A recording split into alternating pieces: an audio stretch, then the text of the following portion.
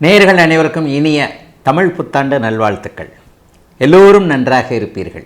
இப்பொழுது 2026 பராபவ தமிழ் புத்தாண்டு என்ன பலன்களை 12 ராசிக்காரர்களுக்கு தரும்? ஐயா, போன வருஷம்தான் நான் நல்லா இல்லை. போன வருஷம் என்னுடைய அத்தனை விஷயங்களிலும் முட்டுக்கட்டைகள். கல்யாணம் நடக்கலை, நடந்த கல்யாணம் சரியில்லை, அல்லது எதுவுமே எனக்கு சரியாக இல்லை, தொழில் நல்லா இல்லை, வேலை நல்லா இல்லை, பொருளாதார முன்னேற்றம் இல்லை, எதுக்காக பிறந்தேனே தெரியல, அந்த அளவுக்கு போன வருஷம் மன அழுத்தம். இந்த வருஷமாவது எனக்கு நல்ல அமைப்புகள் இருக்குமா அப்படிங்கிற ஒரு ஏக்கத்தோடு இருக்கக்கூடிய அனைவருக்குமே இந்த 2026 பராபவ தமிழ் புத்தாண்டு என்னென்ன பலன்களை எப்படி தரப்போகிறது? நான் அடிக்கடி ஒரு முன்னுரை மாதிரி சொல்லக்கூடிய அமைப்புகளில் இந்த வருட பலன்கள் எப்படி உங்களுக்கு சொல்லப்படுகின்றன. 12 ராசிகள்லையும் கோடிக்கணக்கானவர்கள், உலக மொத்தத்தில் இருக்கக்கூடிய ஒரு 800 கோடி பேரையும் பிரித்தோம்னா 12 பங்காக பிரித்தோம்னா ஒரு ராசிக்கு 60-65 கோடி பேர் கண்டிப்பாக வருவீங்க. அப்போ இந்த தமிழ் புத்தாண்டு பலன்கள் என்று சொல்லப்படக்கூடிய ஆண்டு பலன்கள் எப்படி சொல்லப்படுகிறது அப்படின்னு பார்த்தீங்கன்னா, வருடாந்திர கிரகங்கள்னு சொல்லப்படக்கூடிய சனி, ராகு, கேது, குரு ஆகிய 3 கிரகங்களுடைய இயக்கத்தை தாங்க இதை வச்சு நம்முடைய புத்தாண்டு பலன்களை கண்டிப்பாக சொல்கிறோம். அது எப்படி இருக்குன்றதை கணிச்சு தான் ஒவ்வொரு ராசிக்கும் பொதுவான பலன்களாக சொல்லுகிறோம். இந்த பலன்களும் உங்களுடைய ஜாதகத்தில் இருக்கக்கூடிய தசாபுக்தி அமைப்புகளையும் வச்சுத்தான், அதாவது கோட்சாரம் மற்றும் உங்களுடைய பிறந்த ஜாதக தசாபுக்தி அமைப்புகளை இணைத்து தாங்க பலன்கள் நடக்கிறது அப்படிங்கிறதாங்க உண்மை. சரி, இந்த வருஷம் ஏதாவது சிறப்பான பயிற்சிகள் எதனா இருக்கான்னு பார்த்தீங்கன்னா, நிலையாக இந்த வருஷம் சனிப்பெயர்ச்சியே கிடையாது. இந்த தமிழ் புத்தாண்டில் சனிப்பெயர்ச்சி கண்டிப்பாக கிடையாது. அவர் ஒரே இடத்தில் மீன வீட்டில் நிலையாக இருக்கின்ற அதே நிலைமையில் டிசம்பர் மாதம் முதல் வாரம் இப்போது கும்ப வீட்டில் இருக்கக்கூடிய ராகு அப்படியே கீழே இறங்கி மகர வீட்டிற்கு வந்து விடுகிறார். இப்போது சிம்ம வீட்டில் இருக்கக்கூடிய கேது அப்படியே மேலே ஏறி கடக வீட்டிற்கு போகிறார். அப்போ ராகு கேதுக்கள் கடகத்திலும் மகரத்திலும் மாறக்கூடிய சூழல்கள் டிசம்பர் மாதம் முதல் வாரத்தில் இந்த ராகு கேது பயிற்சி நடக்குது. இதனை எடுத்து பார்த்திங்கன்னா ஒரு அற்புதமான ஒரு பயிற்சி நடக்குதுங்க, குரு பயிற்சி. அதாவது ஜூன் மாதம் 12ஆம் தேதி, ஏப்ரல் 14ஆம் தேதி தமிழ் புத்தாண்டு பிறகுதுன்னா சரியாக ஒரு 40-45 நாள்லேயே 7 வாரங்களிலேயே ஜூன் மாதம் 2ஆம் தேதி நடக்கக்கூடிய குரு பயிற்சியின் மூலமாக ஒரு உன்னதமான மாற்றம் நிறைந்த குரு பயிற்சி தான். என்ன அப்படின்னு பார்த்தீங்கன்னா, ஒரு 12-13 வருடங்களுக்கு ஒரு முறை உச்சம் என்கின்ற அதி உன்னத நிலையை அடையக்கூடிய குரு பகவான் இப்போது கடகத்தில் உச்சம் என்கின்ற அமைப்பை அடைகிறார். இது ஒரு பெரிய மாற்றம்ங்க. 12 வருஷத்திற்கு ஒரு தடவை வந்து குரு பகவான் உச்சத்தை அடையும் போது உலக மக்கள் எல்லாருக்குமே ஓரளவிற்கு நன்மையான பலன்கள். இப்போ கஷ்டப்பட்டுக்கிட்டு இருக்கிறவங்களுக்கு நல்ல விடிவு காலம் வரப்போகிறது அப்படிங்கிறது தான் உண்மை. சனி கெடுப்பார் என்றால் குரு கொடுப்பார் என்பது தான் உண்மை.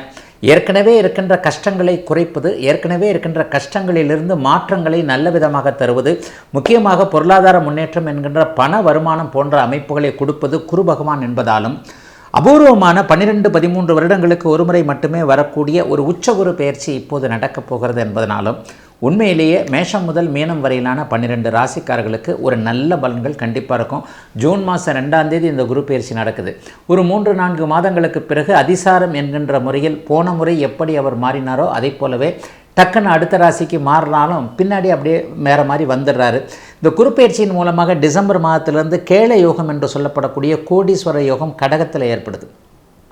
இந்த கடகத்தில் குரு கேள யோகம் ஏற்பட்டாலே உலகத்தில் இருக்கிறாங்க இப்போ இருக்கிறவங்களுடைய பொருளாதார முன்னேற்றம்லாம் கொஞ்சம் ஓரளவுக்கு சீராகி இப்போ கஷ்டப்பட்டுக்கிட்டு இருக்கிறவங்களுக்கு ஒரு 6 மாதம் கழித்து கொஞ்சம் நன்மைகள் நடக்கக்கூடிய தன்மைகள் கண்டிப்பாக உண்டுங்க.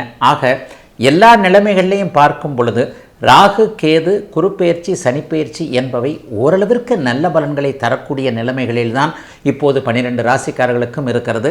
பெரிய சோதனைகள் இந்த தமிழ் புத்தாண்டில் இருக்காது. ஆகவே சென்ற வருடத்தைப் போல அல்லாமல் அல்லல் பட்டு கொண்டிருக்கின்ற கஷ்டப்பட்டு கொண்டிருக்கின்ற மக்கள் அனைவருக்குமே இந்த பராபவ தமிழ் புத்தாண்டு ஓரளவிற்கு உற்சாகத்தையும் புத்துணர்ச்சியும் தரக்கூடிய புத்தாண்டாகவே அமையும் என்பதை கண்டிப்பாக எதிர்பார்க்கலாம். இப்போது மேஷம் முதல் மீனம் வரையிலான 12 ராசிக்காரர்களுக்கு தனித்தனியாக எப்படிப்பட்ட தன்மையில் இந்த தமிழ் புத்தாண்டு இருக்கும்ன்றதை பார்த்துடலாம். கடகராசிக்காரர்களுக்கு விடியல் வந்து விட்டது என்பது தான் உண்மை. விடிஞ்சே வந்துருச்சியா, அவ்வளோதான், ஏன் பரவாயில்லையா, எந்திரிச்சு வந்துட்டேன், என் மேலே தலையை தூக்கிட்டு கடலில் நடுவில் இருந்தவன் இப்போ கரையில் வந்து ஏறி வந்துட்டேன் அப்படின்னு சொல்லுவீங்க. கடந்த 3-4 வருஷமாகவே கடகராசிக்காரர்கள் நல்லா இல்லை. 2023-24 உங்களை போட்டு பாலைவனத்தில் போயிட்டு சுடுமணலில் உருண்ட கதையாக அவங்கள போட்டு பிரட்டி எடுத்தது இல்லையா, அதுலேருந்து இப்போ கொஞ்சம் பரவாயில்ல, ஏன் அதை போய் ஞாபகப்படுத்துறீங்க அப்படின்னு தான் கேட்பீங்க. அந்தளவுக்கு ஒரு துன்பம், வேதனைகளை, துயரத்தை, துக்கத்தை அடைந்த அத்தனை கடகராசிக்காரர்களுக்கும் பராபவ 2026 தமிழ் புத்தாண்டு ஒரு பெரிய விடியலை கொடுக்கக்கூடிய அமைப்புகள் இப்போது உண்டுங்க. அருமையாக இருக்குதுங்க. 12ஆம் இடத்துல இப்போது குரு பகவான் உங்களுக்கு அலைச்சல்கள், வெட்டி அலைச்சல்கள், வேதனைகள் எப்போதும் ஓடிக்கொண்டிருக்கக்கூடிய நிலைமைகளை கொடுத்து கொண்டிருக்கிற அமைப்பு ஜூன் மாதம் 2ஆம் தேதியிலிருந்து டக்குன்னு மாறுது. இப்போது உங்களுக்கு சம்பாதிக்க முடியாமல் தடையை கொடுத்துக்கிட்டு இருக்கிற, குடும்பத்தில் குழப்பத்தை கொடுத்துக்கிட்டு இருக்கக்கூடிய 2ஆம் இடத்து 8ஆம் இடத்து ராகு கேதுக்கள் அப்படியே 7ஆம் இடத்திற்கு இதில் மாறுறாங்க. டிசம்பர் மாதம் மாறுறாங்க. ஒவ்வொன்றா தான் நடக்கும். ஒரே நேரத்தில் எல்லாம் தூக்கிட்டு வந்து அப்படியே இதாகி நம்மளை தூக்கி அமெரிக்கன் ஜனாதிபதியை ஆக்கிடாது.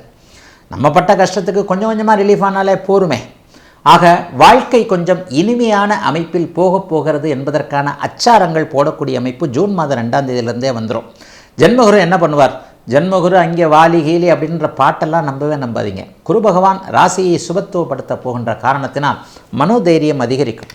இதுவரைக்கும் இல்லாத அளவிற்கு ஒரு புத்துணர்ச்சியோடு நடக்கக்கூடிய தன்மை, எதையும் சமாளிக்க முடியும் என்கின்ற எண்ணங்கள், அதற்கான செயல்களை நீங்களே செய்து கொள்ளக்கூடிய ஒரு அமைப்பு, மற்றவர்கள் உங்ககிட்ட வந்து பெரிய அளவில் மாற்றத்தை பார்க்கக்கூடிய அமைப்பு. என்னையா ஃப்ரெஷ்ஷாக இருக்கிற, அப்படி இருக்கிற, இப்படி இருக்கிற, அகத்தின் அழகு முகத்தில் தெரியும்னு சொல்லுவாங்க இல்லையா, அந்த அளவுக்கு கடகராசிக்காரர்களுக்கு உங்களுடைய மாற்றத்தை நீங்களும் உணர்கின்ற வண்ணம், எதிர்த்தரப்பில் இருக்கக்கூடியவர்கள் உணரும் வண்ணம் ஒரு பூஸ்டாக, ஒரு பெரிய எனர்ஜியாக நீங்கள் செய்யக்கூடிய அமைப்புகள் இப்போது கண்டிப்பாக அத்தனை கடகராசிக்காரர்களுக்கும் ஆரம்பிச்சிருக்குதுங்க.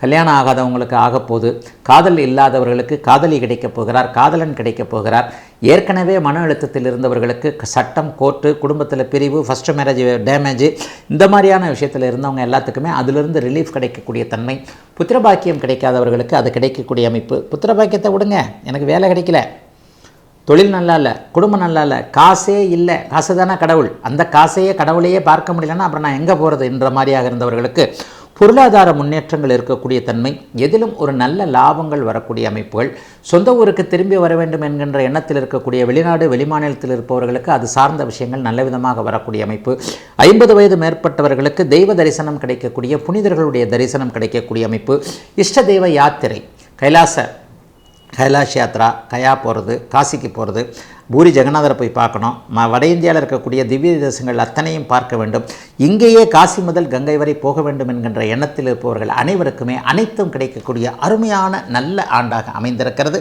இந்த தமிழ் புத்தாண்டு.